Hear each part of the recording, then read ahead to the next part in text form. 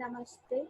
I, JVN Neha Sharma, Jyoti Vidyapeeth Women's University, Department of Science and Technology, Faculty of Education and Methodology. So, our topic for today is classification of neural networks.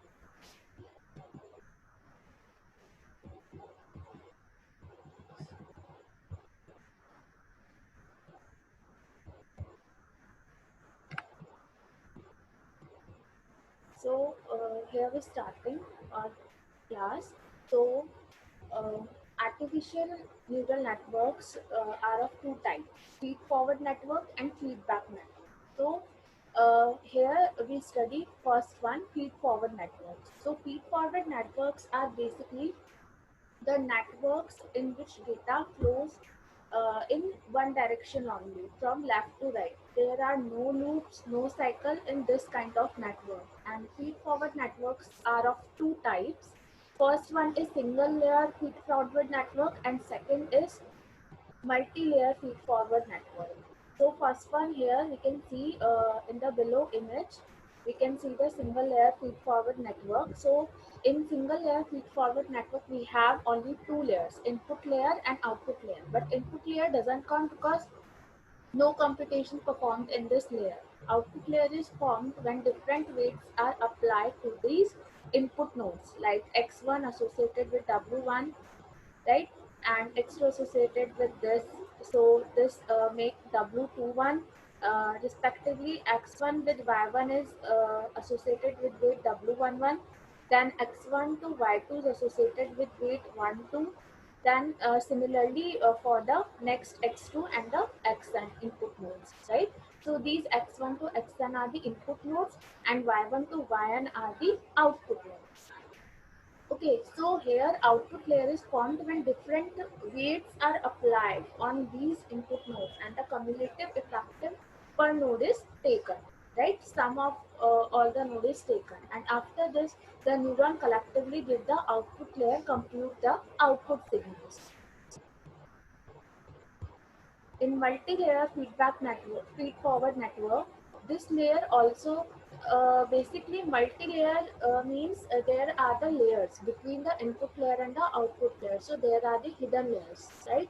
So here we can see this layer also hidden layer, which is internal to the network and has no direct contact with the external layer. Existence of one or more hidden layer enables the network to be computationally strong.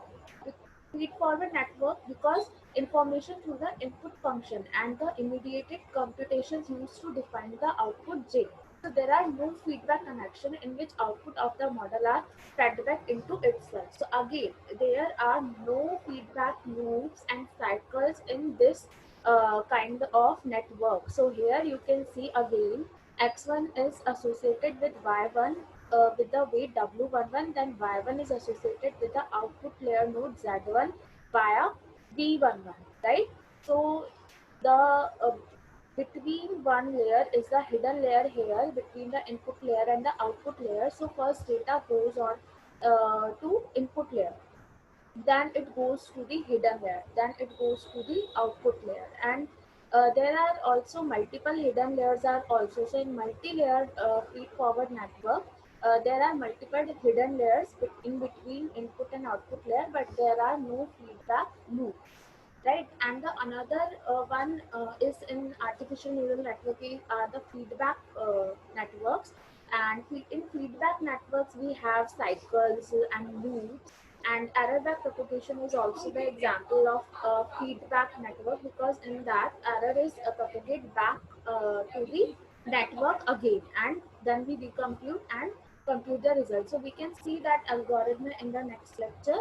So here we can see we can go to our next topic, which is perceptron. Perceptron is basically a step function based on linear combination of real valued inputs. So perceptron is also known as single layer neural network, right? Because input is in multi-dimensional input, input axis मतलब कुछ भी हो सकता है input हमारा I1 I2 and input nodes are connected to a node in the next layer, and the node in the next layer take a weighted sum because there are no hidden layers in this kind of network, so it's directly sum of the input with weight, right? So the summed input should be summation of wi and input itself, right? So here you can see there is a stack function which gives real valued inputs, and here the output should be either 1 or -1. So in the below diagram you can see the x1, x2, xn. X1 is associated with w1, then is go to the submission, and then we get this. So this is the stack function used in this network, single layer network. There are no hidden layers, just input and the output, right? So it should be either 1 or -1. So perceptron can only example that are linearly separable. So here is a concept arise perceptron and the multi-layer perceptron MLP. So perceptron is only deal with the linearly separable data, but multi-layer perceptrons are deal with the non-linearly separable data. Uh, this is the very important concept, right? So here we studied perceptron already. So why do we need multi-layer neural networks, right? So some input and output patterns can be easily learned by single-layer neural network perceptron. However, these single-layer perceptron cannot learn some relatively simple patterns, such as those are not fit in a linearly separable line. So these input can't take that one. So even can't analyze those patterns, which are also important for the predictions. So here the lack of the output we got. So the performance of the network is also lack, right? So single layer neural network can't learn any abstract feature of input since it is limited to having only one layer, right? There are no hidden layers. A multi-layered network overcomes this limitation as it creates internal representation and learn different features in each layer, different features of data in each layer, and each higher layer learn more and more abstract feature that can be classified the image. So each layer find patterns in the layer below it, and it is this ability to create internal representation that are independent of outside input that give multi-layer network their power. So basically, why do we need multi-layer neural network or multi-layer perceptron NLP? Because of the limitation of single-layer neural networks. Single-layer neural networks are only deal with the linearly separable data. It can't deal with non-linearly separable data. So here the problem arises of overfitting and underfitting of data. We can see that also in the next lecture, right? So here multi-layer neural networks, or to say multi-layer perceptrons MLP. Multi-layer neural network cannot only learn multiple decision boundaries, but the boundaries may be non-linear, right? So here the output nodes, internal nodes or the hidden layer nodes, and the input nodes, right? So input node is connected to the hidden layer, then hidden layer is connected to the output. So there are multiple hidden layers between input node and the output node, and the boundaries may be non-linear, right? Because multi-layer neural networks are all deal with the non-linearly separable data.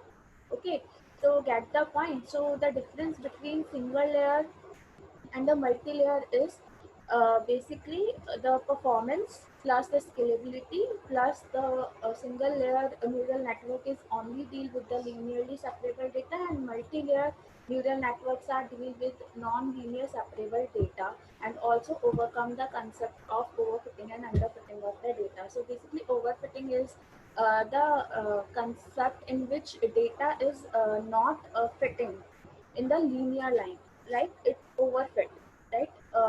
So if you want to predict the age of some person between 15 to 30, and your data goes below means your data goes above the limit, and so it's short out. So this is kind of overfitting of data, and if your data is below 15, then it is underfitting of data. You got it? Get the concept? Yeah.